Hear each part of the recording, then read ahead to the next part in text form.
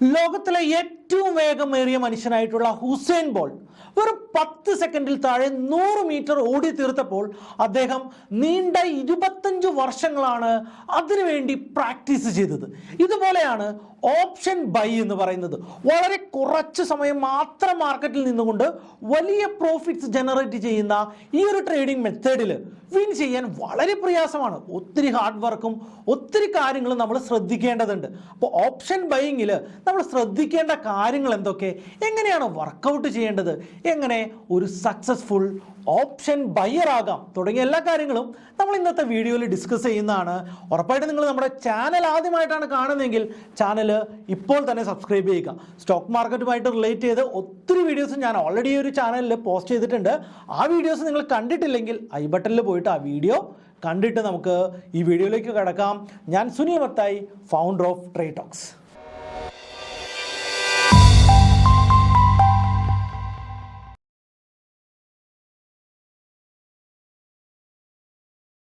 എന്താണ് option buying?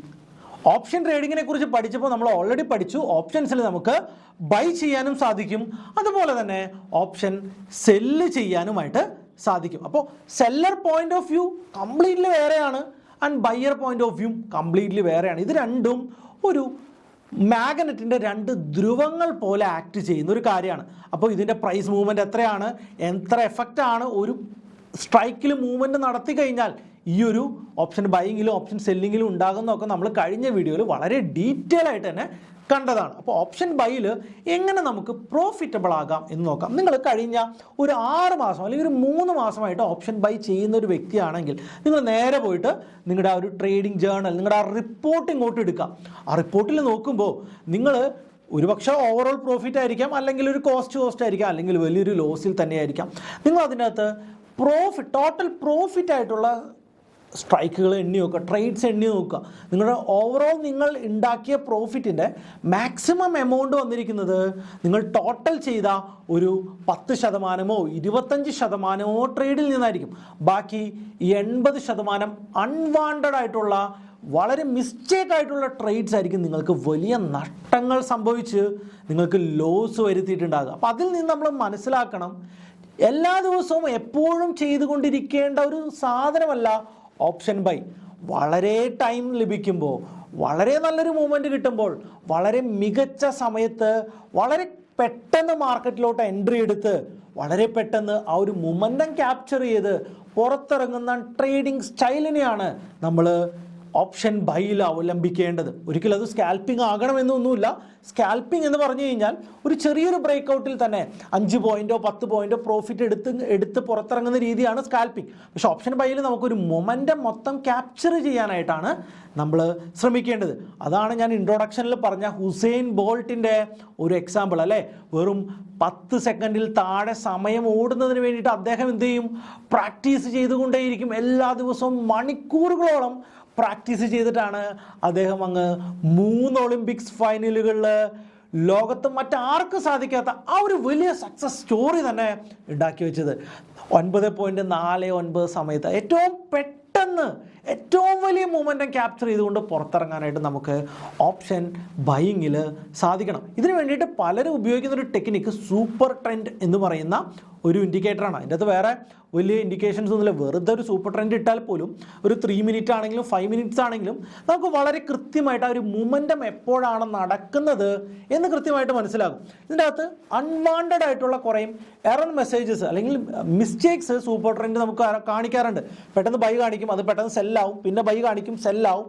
Then major by വരുമ്പോഴേക്കും നമ്മൾ 1-2 മിസ്റ്റേക്ക് ട്രേഡുകൾ വരുത്തി വലിയ ലോസ് വരുത്തി വെച്ചിട്ടുണ്ടാവും. അപ്പോൾ മേജർ ട്രേഡ് ഒരു പക്ഷേ നമുക്ക് അതുകൊണ്ട് മിസ്സാകാൻ സാധ്യതയൊക്കെ ഉണ്ട്. അപ്പോൾ സൂപ്പർ ട്രെൻഡിൻ്റെ കൂടെ ഒരു ചെറിയ ഇൻഡിക്കേറ്റർ കൂടി ആഡ് ചെയ്ത് കഴിഞ്ഞാൽ നമുക്ക് കൃത്യമായിട്ട് ഈ ഒരു മൊമെൻറ്റം ക്യാപ്ചർ ചെയ്യാനായിട്ട് സാധിക്കും. അപ്പോൾ അത് ഞാൻ സ്ക്രീൻ റെക്കോർഡിൽ നിങ്ങൾക്ക് വളരെ കൃത്യമായിട്ട് എക്സ്പ്ലെയിൻ ചെയ്ത് തരുന്നതാണ്. ഗ്രോയിൽ നമുക്ക് നേരെ ബാങ്ക് നിഫ്റ്റി ഫ്യൂച്ചേഴ്സിൻ്റെ ചാർട്ട് നമുക്ക് ഓപ്പൺ ചെയ്യാൻ സാധിക്കുന്നതാണ്. നമുക്ക് നേരെ ബാങ്ക് നിഫ്റ്റി ഫ്യൂച്ചേഴ്സിന്റെ ചാർട്ട് ഓപ്പൺ ചെയ്തു. ഇനി നമ്മൾ ഒരു 3 മിനിറ്റിലോ 5 മിനിറ്റ്സിലോ വേണം ഒരു ഇൻട്രാഡേ സെറ്റപ്പിൽ സൂപ്പർ ട്രെൻഡ് ആഡ് ചെയ്യാനായിട്ടുള്ളത്.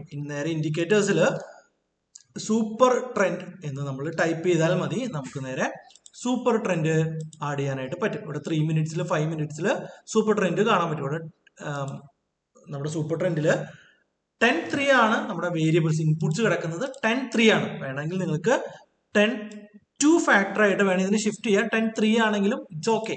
നമുക്ക് കുറച്ചുകൂടി ക്ലാരിറ്റി ഉള്ള ഒരു ഇൻഡിക്കേഷൻസ് കിട്ടും. അപ്പൊ ഇവിടെയൊക്കെ നോക്കൂ, ഇത് ഇന്നത്തെ മൂവ്മെന്റിലൊക്കെ കൃത്യമായിട്ടുള്ള ബൈ ട്രെൻഡ് നമുക്ക് ക്യാച്ച് ചെയ്യാൻ പറ്റും. എപ്പോഴാണ് സൂപ്പർ ട്രെൻഡ് റിവേഴ്സ് ആകുന്നത് അത് മാത്രം മതി നമുക്ക് ആ ഒരു ട്രെൻഡിനെ ക്യാപ്ചർ ചെയ്യാൻ. ബട്ട് ഇവിടെ നോക്കൂ, ഈ ഒരു അപ് ട്രെൻഡ് വരുന്നതിന് മുൻപേ ഇവിടെ നമുക്ക് 2-3 ഫാൾ സിഗ്നൽസ് വരുന്നുണ്ട് അല്ലെ, ഒരു ഡൗൺ സൈഡ്, ചെറിയ ഡൗൺ സൈഡ്. അപ്പൊ ഇങ്ങനെ ഒരു സാഹചര്യത്തിൽ നമുക്ക് എന്ത് വേണം, അതിന്റെ ഒരു ക്ലാരിറ്റി കിട്ടുന്നതിന് വേണ്ടിയിട്ടാണ് നമ്മൾ നമ്മുടെ രണ്ടാമത്തെ ADX എന്ന് പറയുന്ന ഈ ഒരു ഇൻഡിക്കേറ്റർ, ആവറേജ് ഡയറക്ഷണൽ ഇൻഡെക്സ് എന്ന് പറയുന്ന ഒരു ഇൻഡെക്സ്. ഇത് ഒരു സ്ട്രെങ്ത് ഇൻഡെക്സ് ആണ്. ഇത് നമ്മുടെ ഒരു ഏകദേശം ഒരു 0 to 50 മൂവ് ചെയ്യുന്ന ഒരു സ്ട്രെങ്ത് ഇൻഡെക്സിനെയാണ് നമ്മൾ എന്തെന്ന് വിളിക്കാം, ഈ ഒരു ADX എന്ന് വിളിക്കാം. ഈ ഒരു സ്ട്രെങ്ത് ഇൻഡെക്സ് ഇപ്പോൾ ഡീഫാൾട്ട് സെറ്റിംഗ്സിൽ തന്നെ ഇട്ടാൽ മതി നമുക്ക് ഉപയോഗിക്കാനായിട്ട്.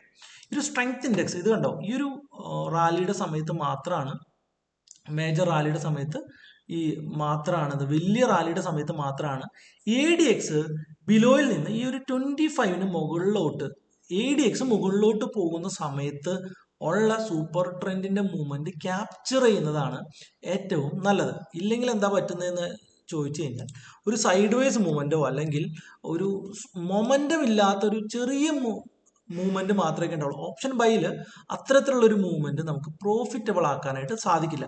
ഫോർ എക്സാമ്പിൾ ഇത്രയും ഭാഗം നമ്മൾ നോക്കുമ്പോൾ ഇവിടെ സൂപ്പർ ട്രെൻഡിൽ ഡയറക്ഷൻസ് ഉണ്ടെങ്കിലും ADX ഒരു കൃത്യമായിട്ടുള്ള ഒരു ഇൻഡിക്കേഷൻ നമുക്ക് തരുന്നില്ല. അതായത് മാർക്കറ്റിൽ ബൈ ചെയ്താലും നമുക്ക് വലിയൊരു പ്രോഫിറ്റ്സ് ജനറേറ്റ് ചെയ്യാൻ സാധിക്കില്ല എന്നതാണ് നമ്മൾ ആ ഒരു സമയത്ത് നമ്മൾ മനസ്സിലാക്കേണ്ടത്.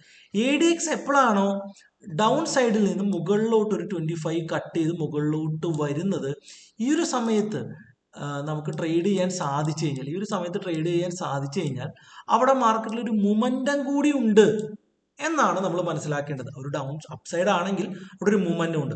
എഗെയിൻ നമുക്ക് നോക്കാം. നമ്മൾ നോക്കുന്ന സമയത്ത് ഇവിടെയാണ് രണ്ടാമത് ADX മുകളിലോട്ട് പോകുന്നത്. ഈ ഒരു സാഹചര്യത്തിലാണ്. ഓക്കെ, ഇവിടെ നിന്ന് സൂപ്പർ ട്രെൻഡ് റിവേഴ്സ് ആകും. സോ നിങ്ങൾക്ക് അത് കാണാൻ സാധിക്കും. ഈ ഒരു സെക്ഷനിൽ സൂപ്പർ ട്രെൻഡ് സെൽ സിഗ്നൽ തരികയാണ്.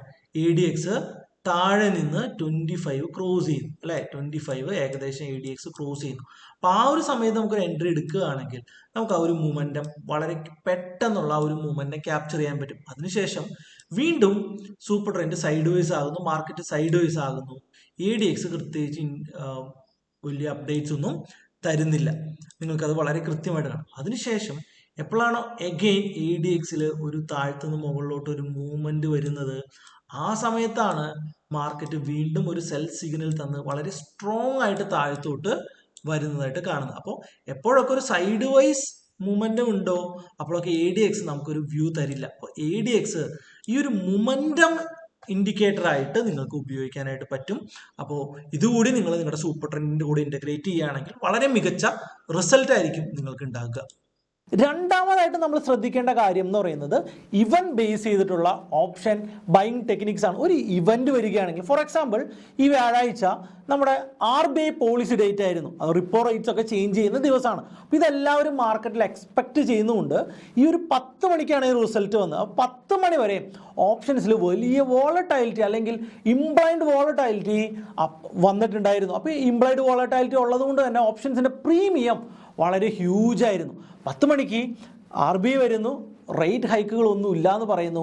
പെട്ടെന്ന് കോൾ സൈഡിലും പുട്ട് സൈഡിലും പ്രീമിയംസ് വളരെ പെട്ടെന്ന് കുറയുന്നത് നമ്മൾ കണ്ടതാണ്. അപ്പോൾ ഒരു ഇവന്റിന് തൊട്ട് മുൻപ് പോയിട്ടാണ് നമ്മളൊരു ഓപ്ഷൻ ബൈ ചെയ്യുന്നതെങ്കിൽ നമ്മൾ ആക്ച്വൽ പ്രൈസിനേക്കാൾ വളരെ വലിയ പ്രൈസിലായിരിക്കും ആ ഒരു ഓപ്ഷൻ ബൈ ചെയ്ത് വെക്കുന്നത്.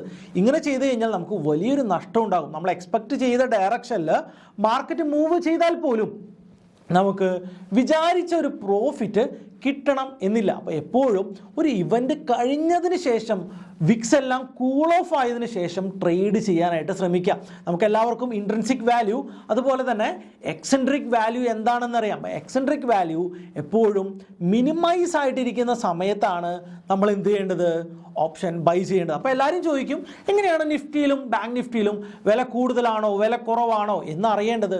നിങ്ങളൊരു സ്ഥിരമായിട്ട് ഓപ്ഷൻ ട്രേഡ് ചെയ്യുന്ന ഒരു വ്യക്തിയാണെങ്കിൽ എന്ത് ചെയ്യുക, എല്ലാ ദിവസവും തിങ്കളാഴ്ച രാവിലെ അറ്റ് ദ മണി കോൾ ഓപ്ഷൻ്റെയും പുട്ട് ഓപ്ഷൻ്റെയും റേറ്റുകൾ ഒന്ന് എഴുതി വയ്ക്കുക.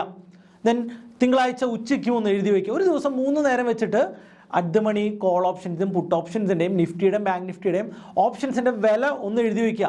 ഇങ്ങനെ നിങ്ങളൊരു 10 വീക്സ് കണ്ടിന്യൂസ്ലി നിങ്ങൾ എഴുതി വെക്കുകയാണെങ്കിൽ നിങ്ങൾക്ക് മനസ്സിലാകും, പിന്നീട് അങ്ങോട്ട് പ്രൈസ് കാണുമ്പോൾ തന്നെ മനസ്സിലാകും, ഓക്കെ ഇന്ന് ചൊവ്വാഴ്ച സാധാരണ ഉണ്ടാകാറുള്ള പ്രൈസിനേക്കാൾ വളരെ കൂടുതലാണല്ലോ എന്ന് വളരെ ക്ലിയർ ആയിട്ട് നമുക്ക് ഐഡൻറ്റിഫൈ ചെയ്യാൻ സാധിക്കുകയും നമുക്ക് വില കൂടി നിൽക്കുന്ന സമയത്ത് ഓപ്ഷൻ ബൈ ചെയ്യാതിരിക്കാൻ സാധിക്കുകയും ചെയ്യുന്നതാണ്. അപ്പോൾ ഈ ഒരു എക്സസൈസ് നിങ്ങളൊന്ന് ട്രൈ ഔട്ട് ചെയ്ത് നോക്കുക എന്നുള്ളതാണ്. മൂന്നാമതായിട്ട് നമ്മൾ ഓപ്ഷൻ ബൈയിൽ പൊസിഷൻ സൈസിങ് ഉപയോഗിക്കണം. നമ്മൾ ടൈമിങ്ങിൻ്റെ കാര്യം പറഞ്ഞു, ഇവൻറ്റിൻ്റെ കാര്യം പറഞ്ഞു. മൂന്നാമതായിട്ട് പൊസിഷൻ സൈസിങ്. നമ്മുടെ കയ്യിലുള്ള ക്യാപിറ്റലിനെ മുഴുവനായിട്ട് കൊണ്ടുപോയിട്ട് ഒരു ഓപ്ഷൻ ബൈ ട്രേഡിൽ ഇടരുത്. നമ്മൾ ഡൈവേഴ്സിഫൈ ചെയ്യാനായിട്ട് സാധിക്കണം. അതുമാത്രമല്ല, നമ്മുടെ ടോട്ടൽ ക്യാപിറ്റലിൻ്റെ ഒരു 5% ഒക്കെ മാത്രമേ നമ്മൾ ഒരു ട്രേഡിൽ ഉപയോഗിക്കാനായിട്ട് പാടുള്ളൂ. കാരണം എന്താണ്, നമുക്ക് എല്ലാവർക്കും അറിയാം, ഓപ്ഷൻ ബൈ എന്ന് പറയുന്നത് ലിമിറ്റഡ് ലോസും അൺലിമിറ്റഡ് പ്രോഫിറ്റുമാണ് എന്ന് നമ്മൾ പഠിച്ചിട്ടുണ്ട്. അപ്പോൾ ഒരു നല്ല ട്രേഡ് കിട്ടിയാൽ പോലും നമുക്ക് നമ്മുടെ ക്യാപിറ്റലിൽ 10%, 20% ജനറേറ്റ് ചെയ്യാൻ പറ്റും. അതുകൊണ്ട് തന്നെ നമ്മൾ നമ്മുടെ ടോട്ടൽ ക്യാപിറ്റൽ ഉപയോഗിച്ച് ട്രേഡ് ചെയ്യണമെന്നില്ല. നമ്മുടെ കയ്യിൽ 1 ലക്ഷം രൂപ ക്യാപിറ്റൽ ഉണ്ടെങ്കിൽ നമ്മളൊരു 5000 രൂപയ്ക്കോ 10000 രൂപയ്ക്കോ മാത്രം ഓപ്ഷൻ ബൈ ചെയ്യുക. ബാക്കി പൈസ റിസർവ് ആയിട്ട് വെക്കുക. ഈ ഒരു 5000 രൂപ നഷ്ടപ്പെട്ടാൽ മാത്രം അടുത്ത 5000 രൂപ ഉപയോഗിച്ചിട്ട് നമ്മൾ ട്രേഡ് ചെയ്യുക. അതിങ്ങനെ ചെയ്ത് കഴിഞ്ഞാൽ നമുക്ക് നമ്മുടെ ലോസിനെ ലിമിറ്റ് ചെയ്യാൻ പറ്റും. കാരണം എന്താണ്, ഓപ്ഷൻ ബൈയിൽ നമുക്ക് യൂസ് ചെയ്യുന്ന ക്യാപിറ്റലേ നഷ്ടപ്പെടുകയുള്ളൂ. യൂസ് ചെയ്യുന്ന ക്യാപിറ്റൽ എല്ലാം നഷ്ടപ്പെട്ടോട്ടെ എന്നുള്ള മൈൻഡ് സെറ്റിനേക്കാൾ കൃത്യമായിട്ടുള്ളൊരു സ്റ്റോപ്പ് ലോസ് കൂടി നിങ്ങൾ മെയിൻറ്റെയിൻ ചെയ്യുകയാണെങ്കിൽ അത് നിങ്ങൾക്ക് വളരെ മികച്ച ഒരു ഡിസിപ്ലിൻ ഉണ്ടാക്കി തരുന്നതാണ്. ഒരു നല്ല 3-4 ട്രേഡ് മതി നിങ്ങൾക്ക് നിങ്ങളുടെ ക്യാപിറ്റലിനെ ഡബിൾ ചെയ്യാനായിട്ട് സാധിക്കും ഓപ്ഷൻ ബൈയിൽ. അപ്പോൾ ക്യാപിറ്റലിനെ കൃത്യമായിട്ട് യൂസ് ചെയ്യുന്നതിലാണ് ഓപ്ഷൻ ബൈയുടെ 90% സക്സസ് ഇരിക്കുന്നത്. നാലാമതായിട്ട് നിങ്ങൾ ശ്രദ്ധിക്കേണ്ട മറ്റൊരു കാര്യം, അനാവശ്യമായിട്ട് ആവറേജ് ചെയ്യാൻ പാടില്ല എന്നുള്ളതാണ്. ഓപ്ഷൻ ബൈ ചെയ്യുമ്പോൾ ഒരു മാർക്കറ്റ് വളരെ പെട്ടെന്ന് കയറി പെട്ടെന്ന് എക്സിറ്റ് ചെയ്യുകയാണ് ഓപ്ഷൻ ബൈ. അപ്പോൾ നമ്മൾ എൻട്രി ചെയ്തു, അൺഫോർച്ചുനേറ്റ്ലി മാർക്കറ്റ് മുകളിലോട്ടും പോയില്ല താഴത്തോട്ടും പോയില്ല, മാർക്കറ്റ് ഒരു സൈഡ് വൈസിൽ ഇങ്ങനെ മൂവ്മെൻറ്റ് നടത്തിക്കൊണ്ടിരിക്കുകയാണ്. എന്ത് സംഭവിക്കും, ഓപ്ഷൻ്റെ പ്രീമിയം കണ്ടിന്യൂസ്ലി ഇങ്ങനെ കുറഞ്ഞു വരുന്നതായിട്ട് നമുക്ക് കാണാനായിട്ട് സാധിക്കും. അപ്പോൾ ഈ സ്ഥലത്ത് പോയിട്ട് മാർക്കറ്റ് മൂവ് ചെയ്യുന്നില്ല, കണ്ടിന്യൂസ്ലി ഇങ്ങനെ സൈഡ് വൈസ് പോകുന്ന സമയത്ത് പല ആളുകളും പോയിട്ട് ആവറേജ് ചെയ്യുന്നത് കണ്ടിട്ടുണ്ട്. 1 പ്രാവശ്യം 2 പ്രാവശ്യം 3 പ്രാവശ്യമൊക്കെ ഇങ്ങനെ ആവറേജ് ചെയ്തുകൊണ്ടിരിക്കും. മാർക്കറ്റ് മൂവ് ചെയ്യാതെ നിങ്ങൾ ആവറേജ് ചെയ്തുകൊണ്ട് എന്താണ് പ്രയോജനം? ഒന്ന് ആലോചിച്ച് നോക്കൂ. നേരെ മറിച്ച് ആവറേജ് കൃത്യമായിട്ട് ഉപയോഗിക്കുകയാണെങ്കിൽ നിങ്ങൾക്ക് വലിയ പ്രോഫിറ്റ്സ് ജനറേറ്റ് ചെയ്യാനായിട്ട് സാധിക്കുന്നതാണ്. എപ്പോഴാണ് ആവറേജ് ഉപയോഗിക്കേണ്ടത്? മാർക്കറ്റിൽ ഒരു മൊമെൻറ്റം വരുന്ന സാഹചര്യത്തിൽ മാത്രമാണ് നമ്മൾ ആവറേജ് ചെയ്യാൻ പാടുള്ളൂ. അല്ലാതെ റെഡി 1 2 3 സ്റ്റാർട്ട് അനാവശ്യമായിട്ട് ഒരിക്കലും നമ്മൾ ആവറേജ് ഓപ്ഷൻ ബൈയിൽ ചെയ്യാനായിട്ട് പാടില്ല എന്നുള്ളതാണ്. അടുത്തതായിട്ട് ഏറ്റവും പ്രധാനപ്പെട്ട ഒരു കാര്യം എന്ന് പറയുന്നത്, എല്ലാ ദിവസവും ഓപ്ഷൻ ബൈ ട്രേഡ് ചെയ്യണമെന്നുള്ളൊരു വാശി നിങ്ങൾക്കുണ്ടെങ്കിൽ അതങ്ങോട്ട് ഒഴിവാക്കുക. മാർക്കറ്റിനെ വാച്ച് ചെയ്യുക. ഉസൈൻ ബോൾട്ടിൻ്റെ എക്സാമ്പിൾ പറഞ്ഞതുപോലെ വളരെ കറക്റ്റായിട്ടുള്ളൊരു സമയത്ത് ഒരു കടുവ എരേനെ പിടിക്കാനായിട്ട് പതുങ്ങിയിരുന്ന് എര വരുമ്പോൾ ഒറ്റ ചാട്ടത്തിന് പിടിക്കുന്ന പോലെ ആ ഒരു നല്ല ഒരു മൊമെൻറ്റം ക്യാപ്ചർ ചെയ്യാനായിട്ട് ട്രൈ ചെയ്യുക. വെയിറ്റ് ചെയ്യുക, നല്ല ട്രേഡിന് വേണ്ടിയിട്ട് വെയിറ്റ് ചെയ്യുക. എല്ലാ ദിവസവും നിങ്ങൾ ട്രേഡ് ചെയ്യണമെന്ന് യാതൊരു നിർബന്ധവുമില്ല. വേണമെങ്കിൽ നിങ്ങൾക്ക് എക്സ്പയറി ഡേയ്സിൽ മാത്രം ട്രേഡ് ചെയ്യാം. വ്യാഴാഴ്ചകളിൽ നിഫ്റ്റി ബാങ്ക് നിഫ്റ്റി എക്സ്പയറി ഉണ്ട്. അടുത്ത മാസം മുതൽ അത് ബാങ്ക് നിഫ്റ്റി വെള്ളിയാഴ്ചകളിലോട്ട് എക്സ്പയറി മാറ്റിയിട്ടുണ്ട്.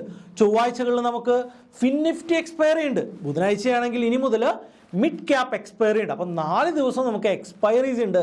എക്സ്പയറീസിൽ ട്രേഡ് ചെയ്യാൻ നമുക്ക് ഭയങ്കര അടിപൊളിയാണ്. കാരണം എന്താ, നല്ല ഒരു മൊമെൻറ്റം ഉണ്ടാകും. ഏറ്റവും കൂടുതൽ മൊമെൻറ്റം വരാനുള്ള സ്ട്രൈക്ക് ഏതാണെന്ന് നമുക്ക് ഓപ്പൺ ഇൻട്രസ്റ്റ് അനാലിസിസിലൂടെ കണ്ടുപിടിക്കാനായിട്ട് സാധിക്കും. ഇന്ന് ഏറ്റവും കൂടുതൽ സെല്ലേഴ്സ് ആക്റ്റീവായിട്ടിരിക്കുന്ന ചില സ്ട്രൈക്കുകൾ ഉണ്ടാവും. ആ സ്ട്രൈക്കുകളെ വളരെ കൃത്യമായിട്ട് ഐഡൻറ്റിഫൈ ചെയ്തുകൊണ്ട് അവിടെ നമുക്കൊരു ബൈ ഓപ്പർച്യൂണിറ്റി ഉണ്ടോ എന്ന് നോക്കുക. കാരണം എന്താണ്, സെല്ലേഴ്സിനെതിരെയായിട്ട് മാർക്കറ്റ് മൂവ് ചെയ്ത് കഴിഞ്ഞാൽ സെല്ലേഴ്സ് ഉറപ്പായിട്ടും പൊസിഷൻസ് ക്ലിയർ ചെയ്യും. സെല്ലേഴ്സ് പൊസിഷൻസ് ക്ലിയർ ചെയ്യുന്നത് ഒരു ബൈ ട്രേഡ്, ഒരു അപ്സൈഡ് മൂവ്മെൻ്റ് ആണ് ഉണ്ടാകുക. ഓട്ടോമാറ്റിക്കലി ഒരു അപ്സൈഡ് ആയി കഴിയുമ്പോൾ കൂടുതൽ സെല്ലേഴ്സ് എക്സിറ്റ് ആവുകയും അവിടെ ഒരു കാസ്കേഡിങ് എഫക്റ്റ് വന്നിട്ട് വളരെ പെട്ടെന്ന് മാർക്കറ്റ് ഒരു ഡയറക്ഷനിലോട്ട് മൂവ് ആവുകയും നമുക്ക് വളരെ വലിയ പ്രോഫിറ്റ്സ് ഉണ്ടാകുകയും ചെയ്യും. അപ്പോൾ വലിയ ഓപ്പൺ ഇൻട്രസ്റ്റ് ക്രിയേറ്റ് ആയിട്ടുള്ള സ്ട്രൈക്കുകൾ ചൂസ് ചെയ്തിട്ട് അവിടെ ഓപ്ഷൻ സെല്ലേഴ്സ് ട്രാപ്പായിട്ടുണ്ടോ എന്നുകൂടി നിങ്ങൾ ഐഡൻറ്റിഫൈ ചെയ്യുകയാണെങ്കിൽ നിങ്ങൾക്ക് വളരെ മികച്ച ഓപ്ഷൻ ബൈയിങ് സ്ട്രൈക്കുകളെ ഐഡൻറ്റിഫൈ ചെയ്യാനായിട്ട് സാധിക്കും. ഏറ്റവും പ്രധാനപ്പെട്ടായിട്ട് മറ്റൊരു കാര്യം കൂടി ഞാൻ പറയാം, നിങ്ങളുടെ സ്ട്രൈക്ക് സെലക്ഷനാണ്. എല്ലാവരും പലപ്പോഴും ATMs OTMs ഒക്കെ ബൈ ചെയ്യുന്നത് കണ്ടിട്ടുണ്ട്. നിങ്ങളെപ്പോഴും OTM ബൈയിലോട്ടോ ATM ബൈയിലോട്ടോ ഒക്കെ പോവാതെ എപ്പോഴും in the money options buy ചെയ്യാനായിട്ട് ശ്രദ്ധിക്കുക. പ്രത്യേകിച്ച് എക്സ്പയറി ഡേയിൽ നിങ്ങളുടെ റേറ്റ് ഓഫ് റിട്ടേൺ OTMനേക്കാൾ ഇച്ചിരി കുറവാണെങ്കിലും നിങ്ങൾ പൊതുവെ ഒരു സേഫ് സോണിലായിരിക്കും എന്നുള്ളതാണ് അതിൻ്റെ ഒരു കൃത്യമായിട്ടുള്ള കാര്യം. അവിടെ കൃത്യമായിട്ടുള്ള സ്റ്റോപ്പ് ലോസ് കൂടി നിങ്ങൾ മെയിൻറ്റെയിൻ ചെയ്യുകയാണെങ്കിൽ വളരെ മികച്ചൊരു ഓപ്ഷൻ ബയറായിട്ട് നിങ്ങൾക്ക് മുന്നോട്ട് പോകാനായിട്ട് സാധിക്കും. ഒരു വീഡിയോ ഇഷ്ടപ്പെട്ടു എങ്കിൽ ഉറപ്പായിട്ടും വീഡിയോ ലൈക്ക് ചെയ്യാനായിട്ട് മറക്കരുത്. നിങ്ങൾക്ക് ഇതുമായിട്ട് റിലേറ്റ് ചെയ്തിട്ടുള്ള മറ്റ് പോയിന്റ്സ്, നിങ്ങളുടെ ഡൗട്ട്സും ഈ വീഡിയോന് താഴെ നിങ്ങൾ കമൻറ്റ് ചെയ്യുക. അടുത്തൊരു വീഡിയോയിൽ വീണ്ടും കാണുന്നവരേക്കും ഗുഡ് ബൈ.